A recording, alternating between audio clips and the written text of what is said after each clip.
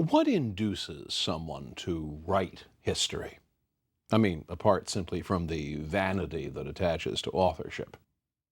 In the case of Herodotus, he gives us his answer pretty plainly, and he does it right at the very beginning of his History of the Persian Wars.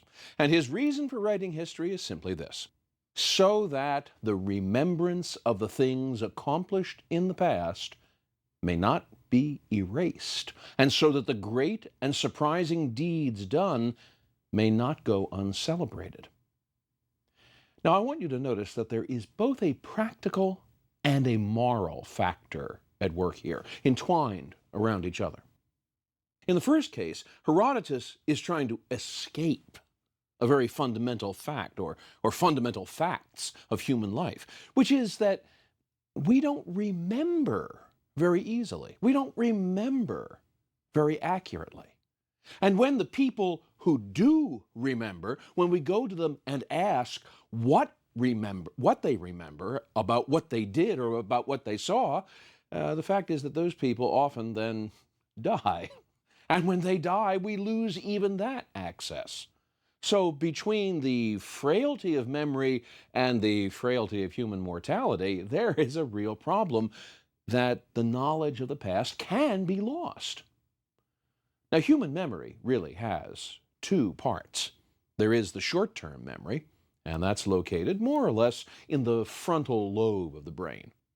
That short-term memory caches sensory impressions for about 30 seconds and can hold no more than 7 distinct items at any one time. But then there is a processor in the hippocampus, which is located in the temporal lobe of the brain. That is responsible for long-term memory. And it is responsible for it by way of parceling out important or repeated sensations into various parts of the brain associated with specific sensations. For instance, if we're thinking of a long, dull knife, well, long, dull knife can get broken up and attached to the areas in the brain which are used for us to perceive spatial depth, touch, sharpness. And then, and this is how long-term memory works, all of those sensations, or the impressions of those sensations made in the brain, are reassembled on recall through what is called a Papez circuit, which originates in the hippocampus of the brain and then circulates through the limbic system of the brain, a little bit like a shopping cart going through a grocery store. Going down one aisle, coming up another aisle, pulling down the elements from this shelf, pulling down elements from the other shelf, things which our consciousness wants to recall. And that consciousness can recall a very great deal. The best estimates, comparing the human memory to the memory capacity of a computer, peg the size of human memory at anywhere from 10 to 100 terabytes, or 10 to 100 trillion bits of information. That's a lot of stuff. You can't go to a big box store and buy a computer with that kind of memory. The question, though, is how vulnerable is that memory? Yes, that long-term memory is there, but it depends on the efficiency with which the Papez circuit is working. Or short-term memory. It depends on the impression, and that impression in short-term memory can be lost very, very quickly. There is a frailty to human memory. And of course, the ultimate frailty of human memory is the fact that human memory, at some point in our lives, stops. That's mortality. And that's the problem when you have someone who remembers an event, who participated in an event, and we go to them when they're 95, asking for another recounting of that event. Only by the time we get to them when they're 96, they're not with us anymore. And that means that connection of memory, that connection with the past is lost. So frailty of memory, frailty of life itself. These are problems that have to be addressed when we're talking about writing history. Now, with mental equipment of that nature, as Mark Twain said in Life on the Mississippi, astonishing things can be done with the human memory if you will devote it faithfully to one particular line of business. Which brings up another problem, and that is that life doesn't allow us anything so luxurious. If we think of experience as a plow moving through our consciousness, then we could say that memory is like the furrow which the plow leaves behind. The trouble is that we are constantly experiencing sensations from all of our senses, going all the time, and that leaves for quite a mess of furrows being plowed through our consciousness. It even amounts to the obliteration of many of those furrows as new furrows keep being cut, crisscrossing up and down, over and around, with every experience packed into every hour of every day. Now, the great thing about history writing is that what history writing essentially does is to transfer those furrows, those memories, whether individual or collective, to paper, or to papyrus, or to parchment, or to stone, or to clay tablets, or even to something like the vulture stela, a boundary marker. In other words, what history writing does is to create a kind of external storage device.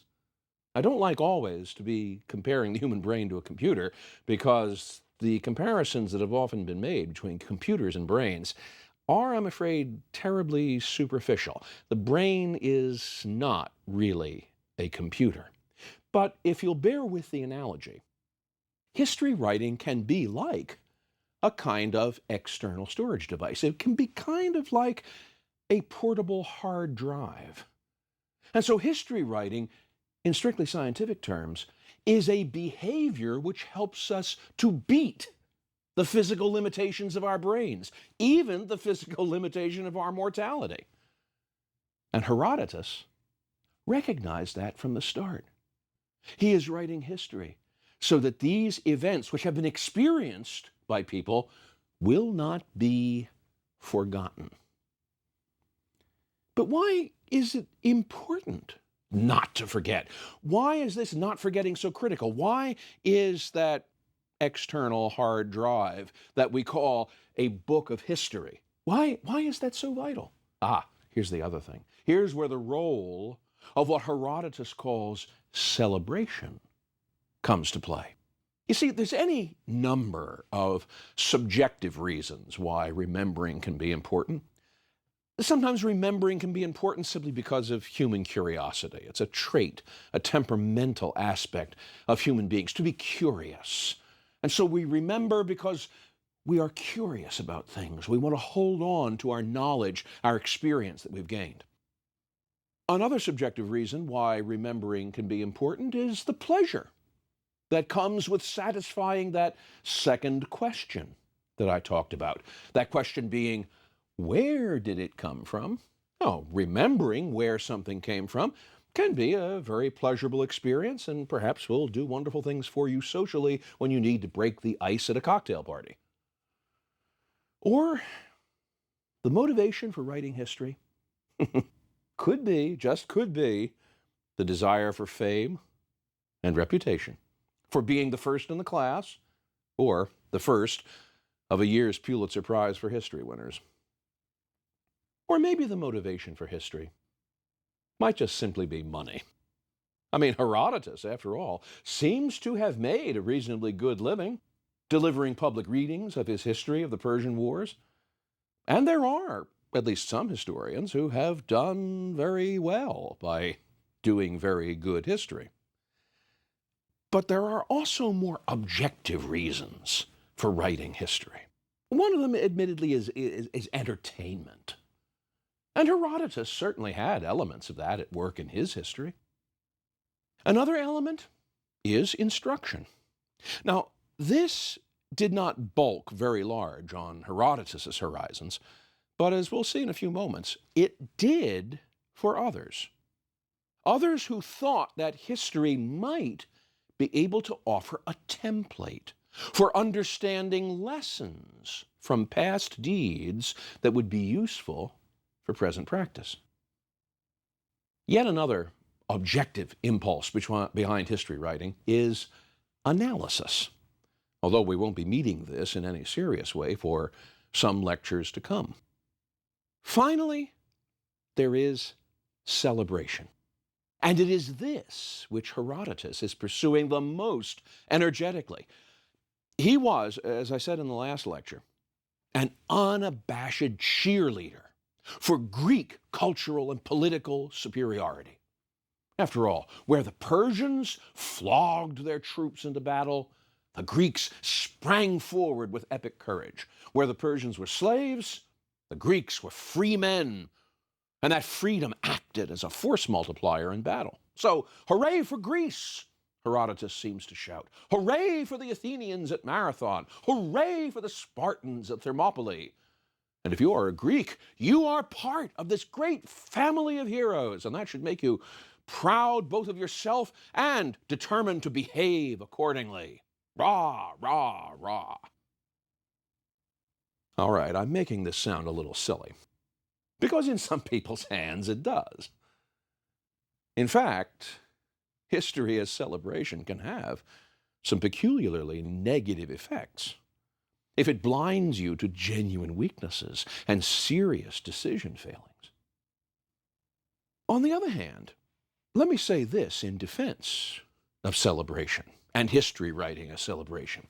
I don't think a nation, I don't think a society, I don't think a people can do without some measure of historical celebration.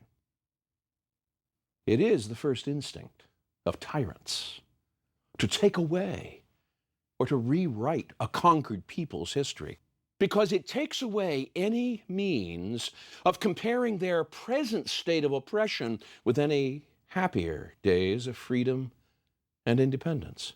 Without that recollection, without that remembrance, without that history, those peoples can more easily be cowed into accepting the present as the norm. Herodotus was evidently successful enough in promoting history as celebration to have produced imitators very quickly. And the most famous of those imitations was the Anabasis, or the March Up Country, written by Xenophon, who was born around 430 BC in Athens.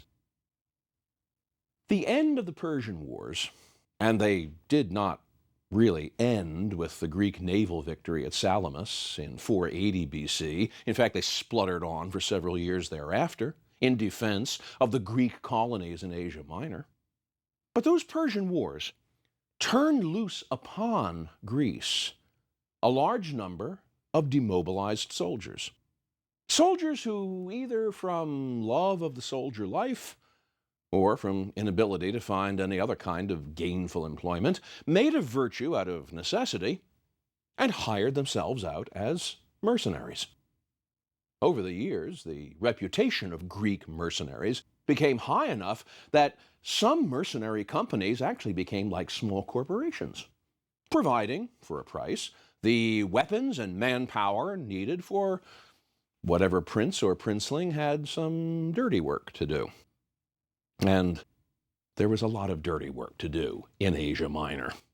The Persian Empire might be an empire, ruled by a great king, but the actual structure on the ground, created by Cyrus the Great, was really more of a federation, with governmental oversight largely franchised out, province by province, to potentates, to princes and nobles and satraps, so long as those princes and nobles and satraps ensured that a reliable stream of tax income was being piped into the coffers of the great king, they were allowed to run their shops very much as they chose. And that included hiring their own security forces and sometimes instigating lethal little wars between each other. In 408 BC, Cyrus the Younger, the teenaged son of Persian king Darius II, was appointed satrap of the province of Lydia. When his father died in 404 BC, his older brother, Artaxerxes, arrested Cyrus on suspicion that Cyrus was plotting against him. This was a mistake. Cyrus had not been doing so. But Artaxerxes then compounded the mistake by releasing Cyrus. This convinced Cyrus that he was not safe. And that actually set him to doing some real plotting of his own as a means of protection, on the pretext that he needed to recruit mercenaries in a contest for control over the one-time Greek colony of Miletus, and to put down unrest among the Pisidians. Cyrus began signing up an unusually large number of mercenary companies under the general command of a Spartan mercenary named Clearchus. One of the companies that Cyrus recruited was commanded by Proxenus the Boeotian, Boeotia being a district northwest of Athens. And Proxenus, in turn, had invited a wealthy Athenian friend of his, Xenophon, to join him as a way of introducing Xenophon to Cyrus the Younger and Cyrus's circles of power. Xenophon's Athens was then at the zenith of its golden age of power and culture. Xenophon, in fact, knew Socrates, knew him well enough, in fact, to seek out the old man's advice, because Socrates himself had been a veteran of the wars, about whether to accept Proxenus's invitation. Well, Xenophon wanted more than just power or access to culture. What he really wanted was adventure. And so off to Lydia with Proxenus he went. The results were not happy. Cyrus the Younger mustered an army of nearly 100,000 native Asian troops, plus 10,000 Greek heavy infantry and 2,500 light infantry. And it soon became apparent that with an army of that size, Cyrus had more ambitious goals in mind than just cleaning up trouble with the Pisidians. Cyrus marched eastward to Tarsus, where he finally revealed that his intention was to overthrow his brother Artaxerxes. Cyrus managed to push his army all the way across Mesopotamia to the Euphrates River before Artaxerxes finally gathered enough troops and enough courage to confront Cyrus at Cunaxa, north of Babylon. Clearchus formed up his Greek heavy infantry on Cyrus' right flank, and with the watchword Zeus Soter Kai Nike, Zeus the Savior and victory, they stormed and scattered the Persian division opposite them. But when the Persians fell back, Cyrus became convinced that it was a trap, and he charged forward, catching a glimpse of Artaxerxes and aiming straight for him. But a spear struck Cyrus in the head and killed him at the moment of his victory. The Greeks now suddenly found themselves in the middle of Mesopotamia, without their employer, without a cause, and very soon without their erstwhile Asian allies. The Greek captains, including Clearchus and Xenophon's friend Proxenus, agreed to negotiate with Artaxerxes. Artaxerxes' lieutenants had assured the Greeks that Artaxerxes would be only too happy to give them a safe conduct, get them out of Mesopotamia, and be rid of them. But Artaxerxes' idea of negotiation was to invite the Greek captains to a meeting and then have them all murdered. The leaderless Greeks might have been expected to become easy prey for the Persians. But in the independent spirit of the Greeks, their first instinct was simply to select new commanders. And Proxenus' company turned to Xenophon.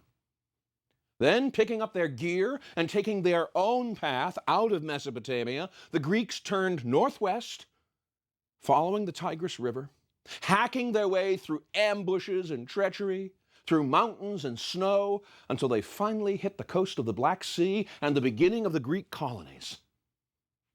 The joy with which the Greeks encountered the sea is one of the most famous passages in the Anabasis, because it meant that they finally had a clear means of returning to Greece by ship.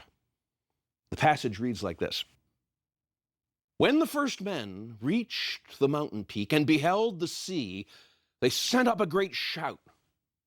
Hearing this, Xenophon and the rear guard thought that bushwhackers had sprung a trap ahead. And when the shouting got louder and nearer, Xenophon thought it had to be something dreadful. So he climbed on his horse and galloped to bring aid. Presently, though, they heard the soldiers shouting, "The sea! The sea!" Meaning Greek, it is thalata, thalata, and passing the word along. This was not, however, the end of their adventures. But when the Greeks finally made it to Lydia, 3,300 miles and 2 years after their departure, the 6,000 or so who survived the march up country turned cheerfully right around and hired themselves out to another needy prince in Asia Minor.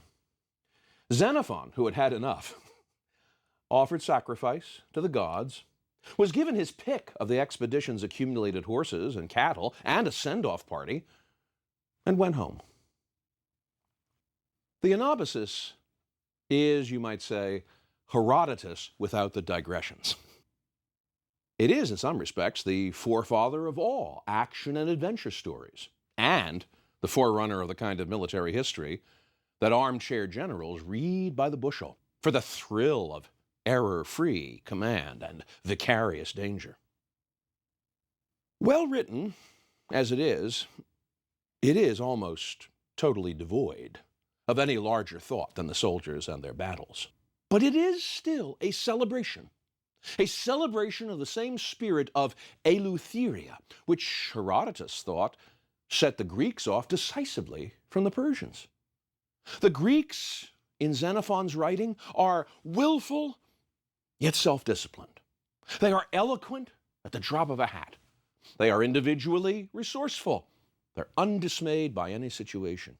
When Cyrus arranges a grand review of all of his forces, it is the Greeks in their helmets of bronze, crimson tunics, and greaves who make the greatest impression. And when they stage a mock charge in phalanx formation, Cyrus' Asian levies break and run in terror, while the Greeks stop just short, collapsing in laughter.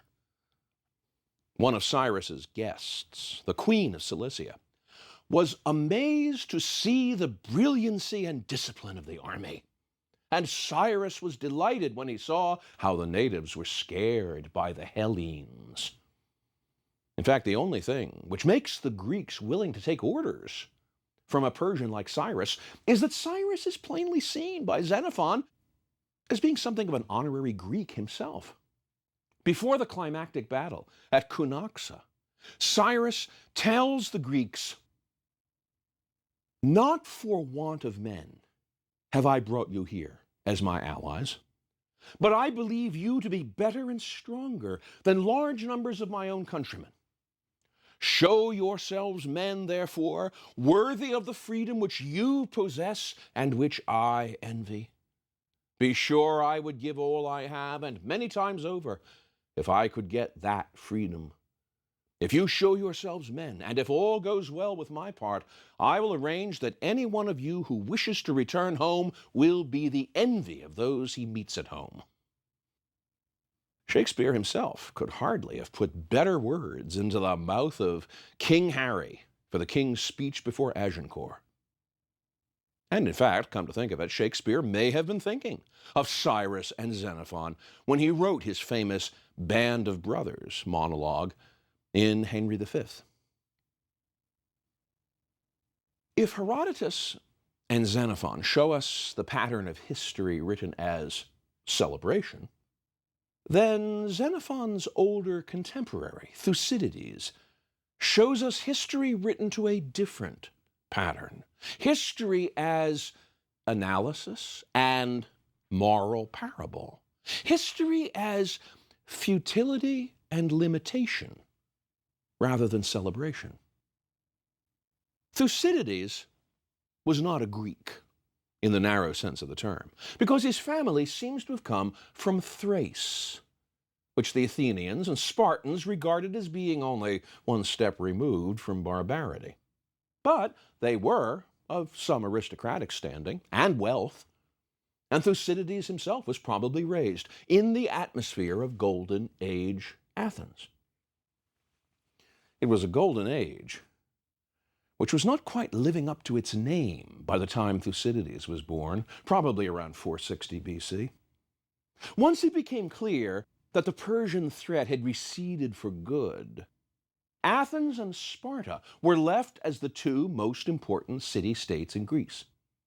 But despite the fact that both worshipped the same pantheon of gods on Mount Olympus, despite the fact that both spoke more or less the same language and prided themselves on the same passion for freedom and independence, the Athenians and the Spartans soon found themselves jockeying with each other for power over the rest of Greece, and thus returning to the very same divisions and quarrels which had so nearly cost them their lives in the Persian Wars. Sparta has the reputation for being the more warlike, since Spartan society was a monarchy with a king and was divided between a disenfranchised helotry of slaves and a male elite who were trained from youth with totalitarian rigor for land warfare. But Athens was actually the more dangerous of the two. First, because Athens was a commercial giant and developed a navy that ruled the Aegean Sea as firmly as the Spartan army could rule the land. And second, Athens was by far the greater threat because Athens had long since shed itself of rule by kings and adopted rule by the demos, by the citizens, what we call democracy. Now, we would ordinarily expect that democracy would make the Athenians peace-loving and monarchy make the Spartans malevolent. But in fact, rule by the demos in Athens turned out to be a turbulent mess. Athens endured rule by 3 archons, or magistrates, then by law codes devised first by Draco, whose code was so severe that today we give Draco's name to any form of severe rule. We call it draconian.